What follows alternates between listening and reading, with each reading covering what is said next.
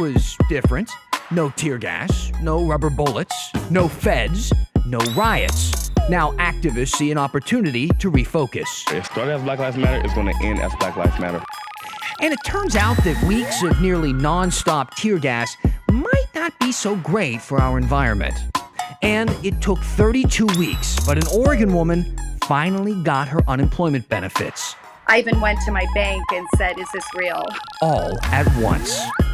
Here's the story. Oh boy, oh boy, oh boy, oh boy. I'm Dan Haggerty. Hi, welcome to The Story. I'd remind you it's Friday, but I don't want to jinx it.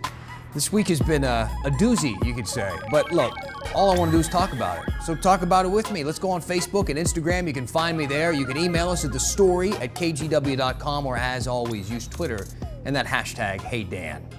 Now, for much of the last 2 months, you know this, downtown Portland has dealt with these massive protests and civil unrest, swarms of both police and demonstrators and federal agents spilling out into the streets every night. And for the latter half of July, we've had explosions and fires and clouds of tear gas. They were nearly a nightly presence downtown, which is why what we saw last night was so jarring.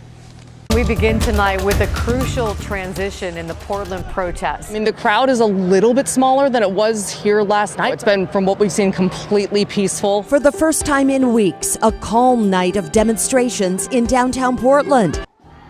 As you can see, still hundreds of protesters outside of the federal courthouse. There were still chants and speeches and people out there on the streets, but no criminal activity. How about that? The fires, we did see some. They were started by protesters, but they were quickly put out by protesters. People still tried to climb that fence around the courthouse, but they were stopped by other protesters telling them not to climb. Until early this morning, Portland police tweeting out that almost everybody had left and police never got involved. So, what was different? Well, we know that the mayor and the governor worked with the feds and they had a plan for peace. And as of midnight or just before, our Maggie Vespa tweeted out that she hadn't seen a single law enforcement officer all night. Not one of the 100 OSP troopers sent from around Oregon to watch over the courthouse, and no federal officers. Now, it's still not clear if the feds have actually begun to pull out of the city, as Governor Brown said they would. Acting Homeland Security Secretary Chad Wolf tweeted this photo out this morning. It shows 2 Homeland Security officers and an Oregon State Trooper standing inside the fences downtown. And after all, Secretary Wolf had said that the feds would stick around until things calmed down. But they certainly did not show themselves last night. So it seems the big difference, if you ask us, was last night it was twofold. Protesters self-policed, and law enforcement held back. So, what? We did it, huh? Everything's fine now. No, it's not even close, actually. Which brings us to our quote of the day from the co-founder of Black Unity PDX, Reese Monson, who says, "This doesn't go away tomorrow. This problem that we face as black people, it's every day." But he didn't just say it isn't over. He said it's time to refocus because he thinks the protests have been co-opted as anti-police instead of pro-black. I really dislike it. I want to use the word hate, but I dislike it because we started as a Black Lives Matter movement, and then we end up in a 12 movement, then we end up in the all cops are movement, and now it's fairs get out. That's not our movement. Our movement is Black Lives Matter. It started as Black Lives Matter. It's going to end as Black Lives Matter. So now the big question is, will this relative calm that we saw last night hold for future nights? The only way to find out, I guess, is to see it happen. And we're going to find out, I guess, for tonight in just a few hours. But while we wait to see what tonight brings, let's consider the consequences of the past 64.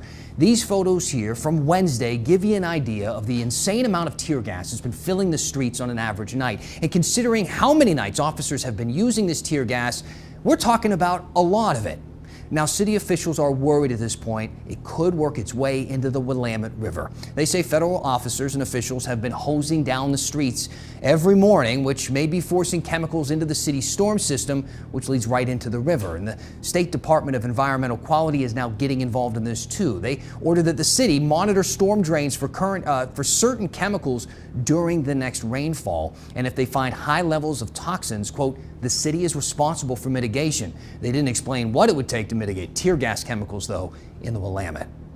Yesterday, a guy who knows a thing or two about tear gas apologized for Portland police using it early on in the protests. Mayor Wheeler made the apology on Straight Talk with Laurel Porter, which airs tonight.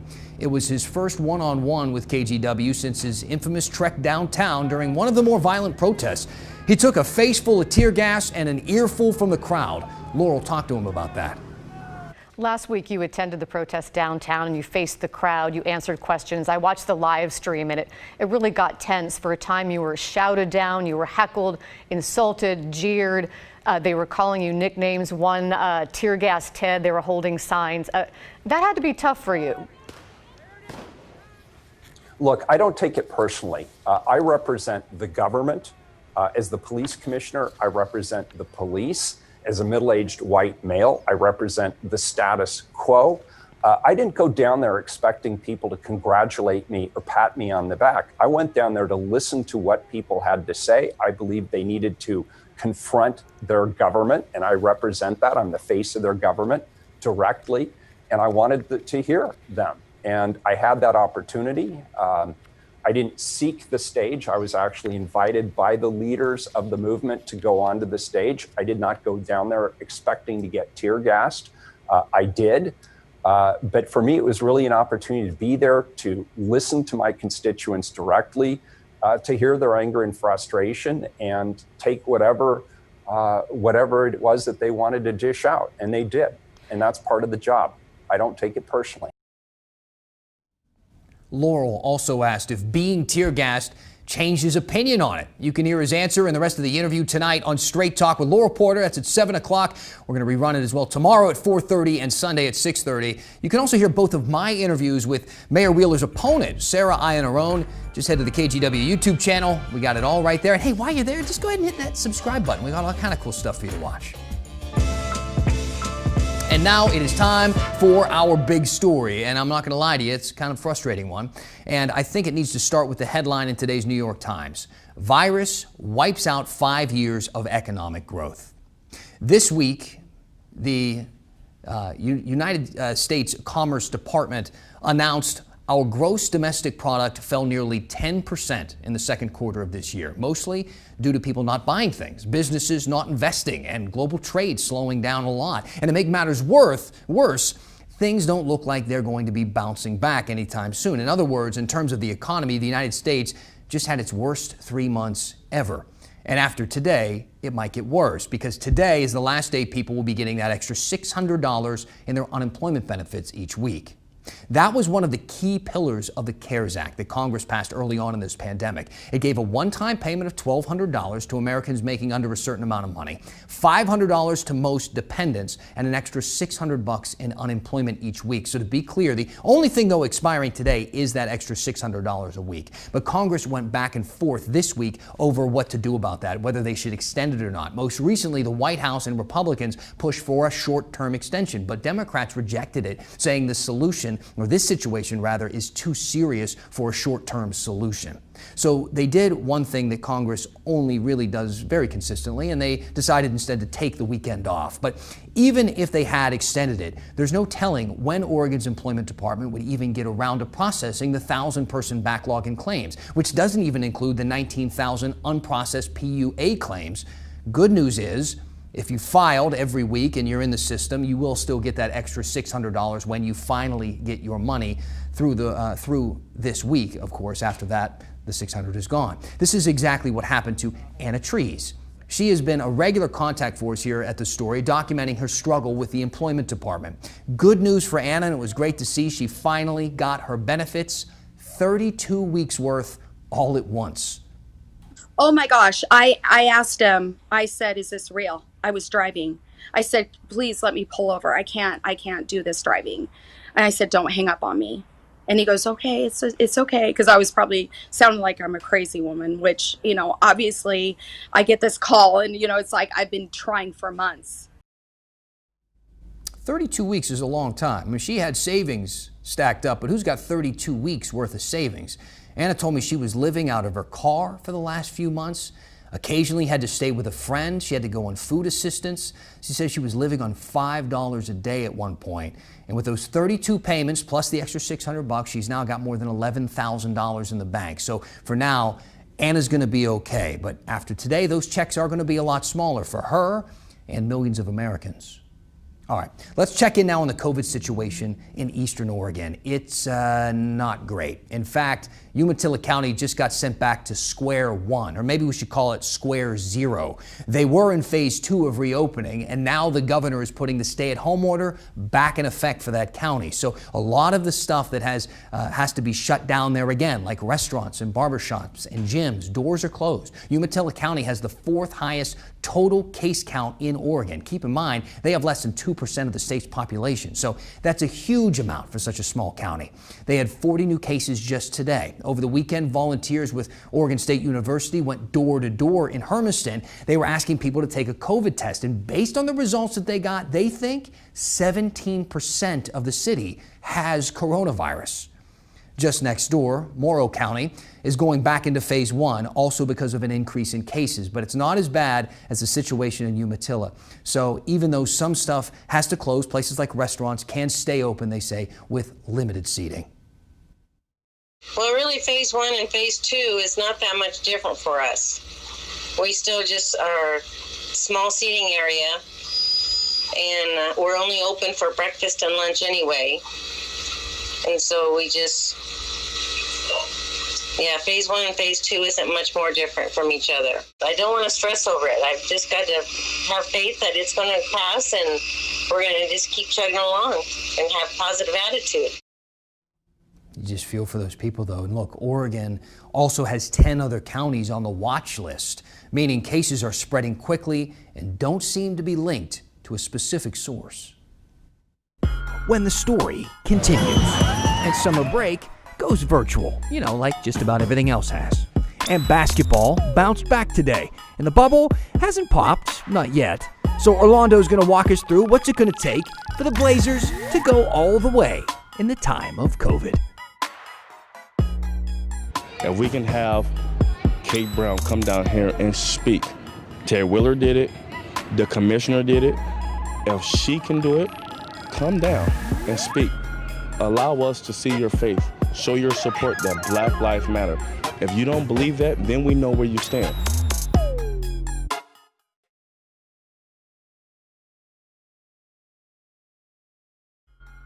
Welcome back to The Story. I'm Dan Haggerty. We love getting your emails. You send them in to us every night. We really appreciate it, as well as those tweets using the hashtag #HeyDan. We do our best to respond to as many of them as we can. I stay after the show for sometimes hours responding to everybody. So trust me, if we haven't gotten to you yet, we will. I do want to address a question, though, that really surprised me early on, but we kept getting it over and over and over again. So I feel like we do have to address it tonight. Here's one. Hey Dan, instead of Portland using CS gas or tear gas, why hasn't the city of Portland looked into water cannons for crowd control? So over the past 2 months, we've gotten, 10, maybe more emails like this asking why police aren't using fire hoses or water cannons on protesters. So for those of you who know the history of the civil rights movement in this country, I would hope that the answer is obvious, but not everyone does. So I'll give you the benefit of the doubt. All right, police and firefighters, they've tried this before, all right? They used fire hoses and water cannons on black people during peaceful, nonviolent protests in the 1960s. This isn't just a spritz of water. I mean, these are high-pressure hoses turned up so high that they knock people over, that they literally rip people's clothes off. Hoses were used on protesters in Birmingham, Alabama in 1963. Life magazine printing this very famous photo here of black high school students being forced against a wall by a hose. Children and other young people were also hit, along with being clubbed by police and attacked by dogs. These images drew national outcry, including from Oregon Senator Wayne Morse. He compared what was happening in Birmingham to apartheid in South Africa. Now, if you are familiar with that history, but you still think police should be using fire hoses on protesters, then just don't email me about it, okay? If you're expressing an opinion just to be racist, don't do that, because I'm not afraid to call you out on it.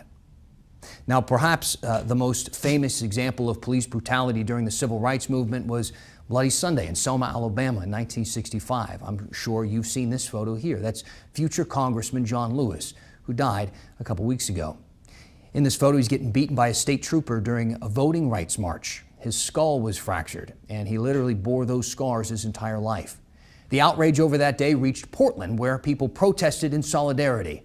Here's what we found in the KGW vault from 1965. It includes an interview with a black man about why white people need to lead the change.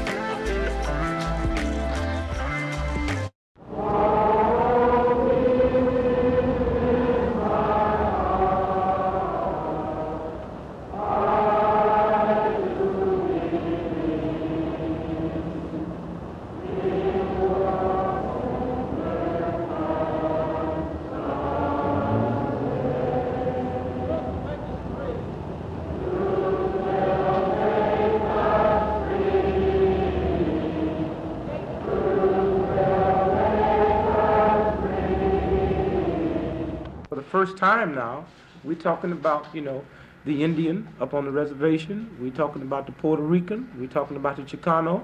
You get white kids in this country that picketed restaurants picketed grocery stores that's never seen a Chicano saying, "Don't buy California grapes." And so I would say that the number one struggle in the world today is human rights. And thanks to this young white kid, his awareness in this country, this is what we're talking about today.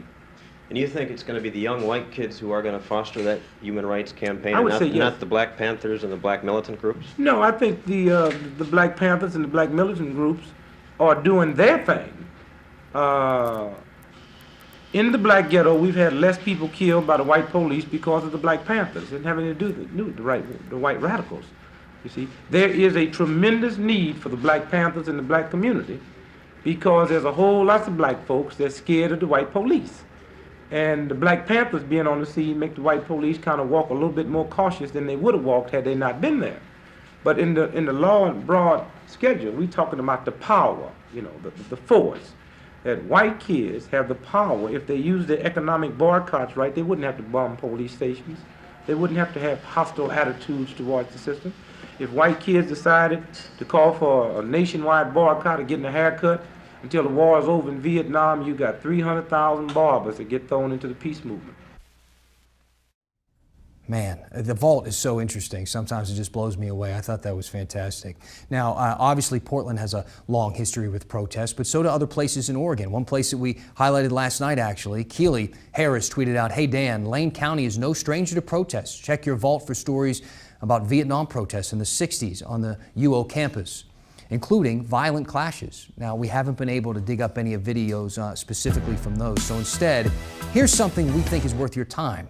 The University of Oregon Museum of Natural and Cultural History has an exhibit on the civil rights movement in Eugene. Lane County was a hotbed for the KKK in Oregon. This exhibit really gets into the racist roots of the area and the Black Power movement that formed at the U of O in the 1960s and 70s. The museum is closed right now because of the pandemic, but it's reopening next Wednesday. So if you're in Eugene, if you're in that area, go check it out. Hey, I don't know if you noticed, but the Blazers were back today in a big way. And I talked to Orlando Sanchez about how this crazy pandemic season is going to look. Okay, Orlando Sanchez joining us now. I cannot believe that the NBA season actually came back. I never thought it would happen, yet here we go. We see the Blazers on the court today. Yeah, the Blazers, it's been 4 months since the last time we've seen a game for Rip City. And after a few scrimmages and being out in the Disney World bubble for the past 3 weeks or so, the Blazers played their first regular season game today. And it happened to be against the Memphis Grizzlies, the team that the Blazers are trying to catch for the final playoff spot. So talk about drama right out of the gate. And it felt like a playoff game. It felt good to see this team back to work. Jusuf Nurkic playing in his first game since he broke his leg back in March of 2019. He was great. He filled up the stat sheet, had 18 points, 9 rebounds. The Blazers' experience is what was the difference in this game against Memphis.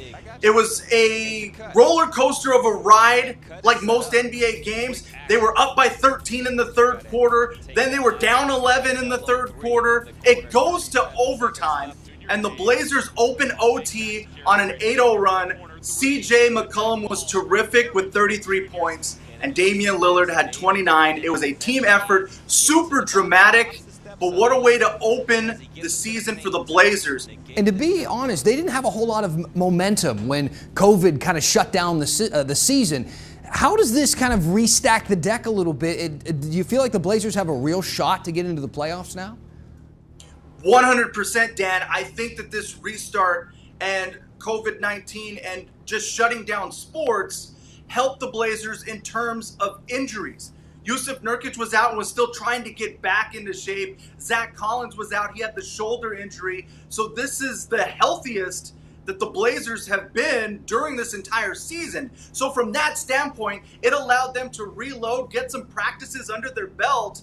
And this is a team with experience that, remember, was in the Western Conference Finals a season ago. So now you have a team that is dangerous and scary going into these final 7 games to make a push towards the playoffs. And even Charles Barkley went out on a limb here and said, you know what, if the Blazers are able to make the playoffs, I'm picking them to beat the Lakers and knock them out of the playoffs. So people are believing in the Blazers because of that experience and because they are healthy again. And with Jusuf Nurkic back, this is a different team altogether. A lot of fun, really exciting to see them perform today. Let's see what they do from here on out over the next couple of weeks. I like that prediction by Barkley. I think we could all use a little bit of that. Orlando, thank you, sir. I'm just happy sports is back, man. The Rip City's back. It's exciting. Hey, the week's basically over. We made it.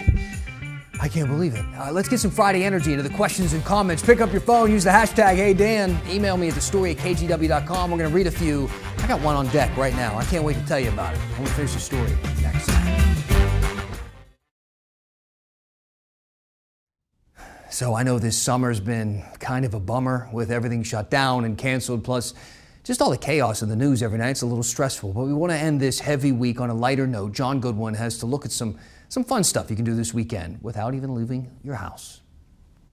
By now, you're probably treating Zoom like any other 4-letter word, but without it, many of Oregon's well-known summer events would be virtually impossible. We've obviously not been able to do what we were built to do, which is have a festival in person. Pickathon founder Zale Schoenborn is bummed about what is, but he and his team are pulling the right strings so the show can still go on this weekend. We'll be back into the regular world again, but we want to create a little respite in the routine of not being able to gather. So this is our virtual gathering. Concerts are being live streamed and artists have sent in personal messages to the online audience.